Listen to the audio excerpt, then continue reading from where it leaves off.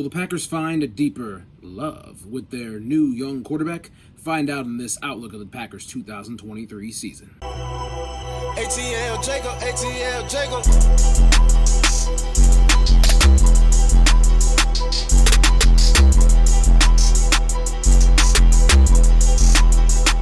Hello, everybody, and welcome to the Cut to the Chase Sports Podcast, where we bring unique insight analysis behind your favorite teams at the collegiate and professional levels.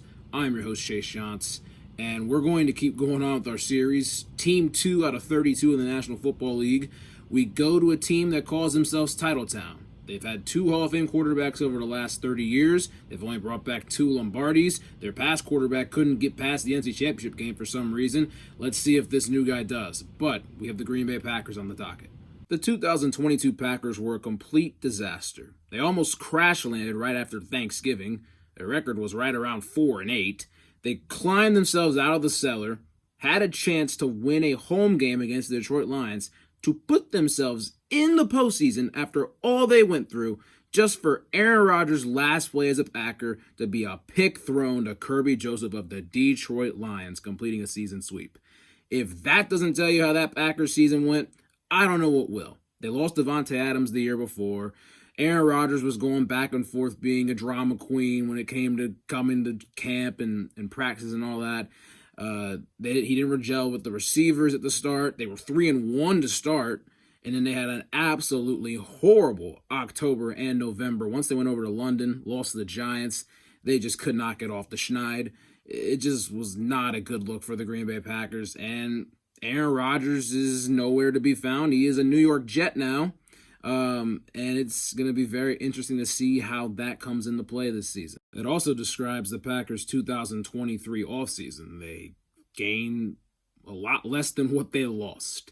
So, they lost Aaron Rodgers, Randall Cobb, both went to the Jets. Robert Tunyon's in the division still with the Chicago Bears. And Jarran Reed goes back to Seattle, a huge loss in their interior defensive line. They did add Jonathan Owens from the Houston Texans on the back end as a safety, but it's going to be a very, very new-look Packers team coming up. Green Bay hopped in the tunnel of love this offseason. Jordan Love is going to be taking over as a starting quarterback. Last season, he played briefly, completed 67% of his passes, and only threw 21 on the season, so take that as you will. 195 yards, a touchdown, had a 112.2 passer rating, played a good amount in the Eagles game on Sunday Night Football Week 12, saw a good dosage of him. You look at their running backs and receivers. Aaron Jones, coming off a huge season, he had 213 attempts, over 1,100 yards rushing, only 2 touchdowns on the ground, had a really, really big year in the receiving game, had 59 catches, 5 touchdowns.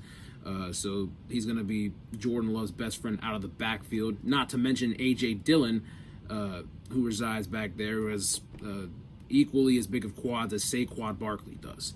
Their receiving core, Christian Watson, he really turned it on later in the season when the Packers started making their run trying to get to the playoffs. He only ended up with 41 catches, but had 611 yards, 7 touchdowns, averaged around 15 yards a catch. Romeo Doubs was big at the start of the season, as he was probably the most gelled with Aaron Rodgers at the start of 2022. He had 42 catches, 425 yards, 3 touchdowns, averaged about 10 yards a catch. And then they're going to be walking in projected day 1 starter and second-round pick number 50, actually, Jayden Reed from Michigan State. Slot receiver, deep ball threat. You can move him around. He's a chess piece. Be really nice to see what the Packers can do with that. And they got rid of Robert Tonyan. They got rid of Mercedes Lewis. So in comes former Oregon State tight end Luke Musgrave, who was picked 8 picks before Jayden Reed at pick 42. So the Packers have a young core, reshuffled. They're going to have new energy, and it should be fun to watch, especially at the start of the season. See what Matt LaFleur can dial up. This is a big chance for him to really show that, hey, I was a pretty big part of this as well as Aaron Rodgers was, but now it's time for him to, become a quarterback, an offensive guru, and to put Jordan Love in the right position to succeed and have these playmakers on the outside do their thing. The offensive line of the Green Bay Packers is anchored by left tackle David Bakhtiari. When he's on the field and healthy, he's one of the best in the game. And that hadn't been the case over the last couple of years, and that was a big reason why the Packers were very inconsistent on their offensive line. This group is an average group, not bad. It's serviceable. It's nothing elite. It's nothing horrible. They have guys like Elgton Jenkins at left guard, Josh Myers at center, John Runyon at right guard, and Zach Tom at right tackle. So having a guy like Bakhtiari as a veteran leader in there is a huge thing for those guys to grow and gel as a group coming into this next season with a new quarterback. Hopefully they can find their steps down. They can figure out a lot of things going forward. If they are able to enhance their play and they're able to rally around this quarterback and to give him a little bit extra time than, say, their previous quarterback as a young guy for Jordan Love, then the Packers could surprise a lot of people this season. The Packers' defense last year was right around average. They were 17th in yards given up a game. They were actually the 8th best third down defense, and that came with a lot of pressure. Their defensive ends, Kenny Clark, Devontae Wyatt, the outside linebackers, they run a 3-4 system, so the outside linebackers are going to be pass rushing. Preston Smith had 8.5 sacks. Rashawn Gary had 6 sacks. Just able to apply some pressure on the quarterback in dire situations was a big thing for the Green Bay Packers. Joe Barry, the defensive coordinator, looked as though he could have been on his way out last year, but as the season went on, he was able to, really gel with his players as a unit. It got better as time went on, especially Week 17 last year against the Vikings. That was a big staple for him to stay in the organization. One thing I'm looking at for the Packers this season is just to increase their pass rushing ability, to keep those guys on the field, to keep pressure on the quarterback. This front seven is going to win them a couple of games this season if they want to be in the playoff conversation, if they want to win this division and try to take back what's theirs.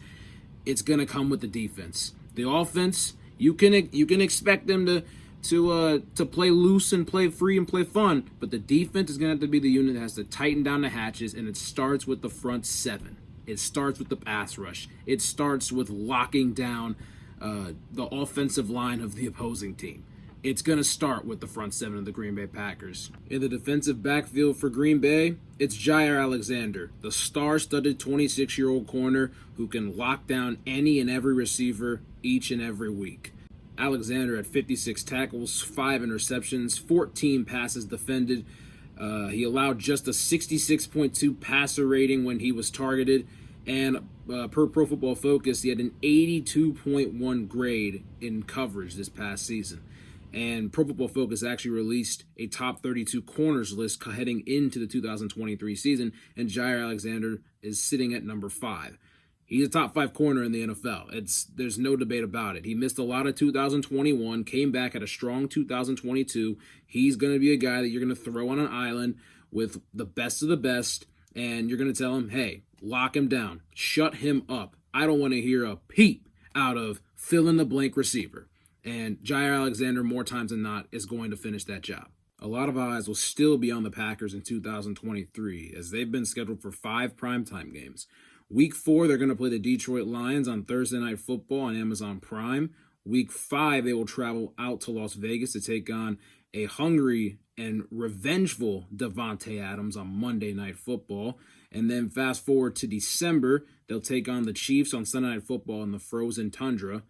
Go a week to Week 14, and then they will take on the New York Giants, a part of a Monday Night Football doubleheader. That game will be on ABC at 8:15. And then on Sunday Night Football, Week 17, New Year's Eve, they will go up to Minnesota, and they will play the Vikings Week 17. The Packers also have a 4:25 game against the Chicago Bears Week 1. We'll talk about that in just a second. And then they have a nationally televised game against the Detroit Lions again on a Thursday. They play the Lions 2 Thursdays this year, which I don't know if that's ever happened before. We'll have to look up some stats about that. But about their Week 1 opponent, the Chicago Bears, they're going to travel there. 4:25 game on Fox. It's going to be 2 young quarterbacks in Jordan Love and Justin Fields in the national spotlight. The first game without Aaron Rodgers as the starter and without Aaron Rodgers on the team since 2008, and before that he was a bench player for 3 years, since 2005. This is big. You have got the Bears, who see an opportunity to take down the Packers But the Packers are like, hey, we're more talented than you. We don't want you guys to step on us, so we're going to continue to step on you. So Jordan Love, we're going to throw you in the fire for a big Week 1 game, and you got to respond. We got your back, so you better have ours. That's kind of the mantra that they go on with. And when it comes to the amount of wins I see the Packers getting this year, in 2008 when Aaron Rodgers took over after sitting for 3 years for Brett Favre, the Packers started off really hot. They were 2-0, ended up finishing 6-10. Will the Packers start 2-0 this year? I have no idea. But I will say, I think they're going to start off pretty strong. I think it's going to look good, farther than the eye can see. But we'll see what goes on with this. And I think the Packers are going to finish out with about 7 or 8 wins this year. Counting at about 8 and 9. I don't think they're that bad of a football team, but I certainly don't think they have the guys to really excel them past the limit. They don't have an Aaron Rodgers anymore. They don't have a Devontae Adams anymore. Would be crazy if those guys were on the Packers. Oh, wait. They were. But yeah, we'll talk about the Lions next episode, who are on the incline.